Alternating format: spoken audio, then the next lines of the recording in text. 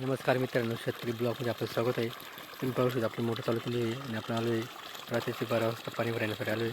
आणि आपण आता पण येतो दिसत आहे बॅकग्राऊंडला थोडं आपण 2 तुकडं भरलेले आहेत आणि हे आता शेवटचे साराबाकी आपण आता दुसऱ्या तुकड्यामध्ये जातो गहूच्या पट्ट्यामध्ये पाणी भरण्यासाठी आज जातो मित्रांनो.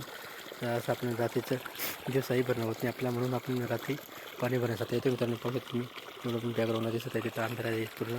तर आपण रात्रीचं असं पाणी भरण्यासाठी आपल्याला यावं लागतं आणि आपल्या दिवसाही काही कामं असतात ते कामं करून परत आपल्याला शेताला पाणी देण्यासाठी 100% हजर राहावं लागतं शेतामध्ये. लाईटीचा टायमिंग आहे 12 ते सकाळी 8 वाजेपर्यंत.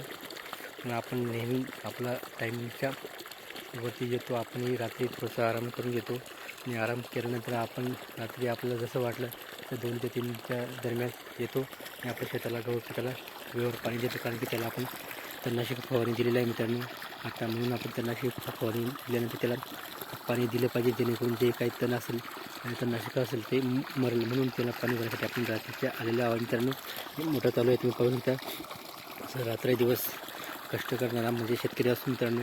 त्याला रात्र ना दिवस बघता आपल्या पिकांना वेळेवर पाणी देणं खूप गरजेचं असतो आणि तो नेहमी आपलं काम करत राहतो आणि आपल्या कामामध्ये 100% यश मिळवतो. आता या विषय एवढा आहे की त्याला टाईमवर लाईट दिली पाहिजे आणि टाईम त्याचा शेतमालाला भाव योग्य भाव दिला पाहिजे, हमी भाव दिला पाहिजे. हीच आपली सरकारकडे अपेक्षा मित्रांनो.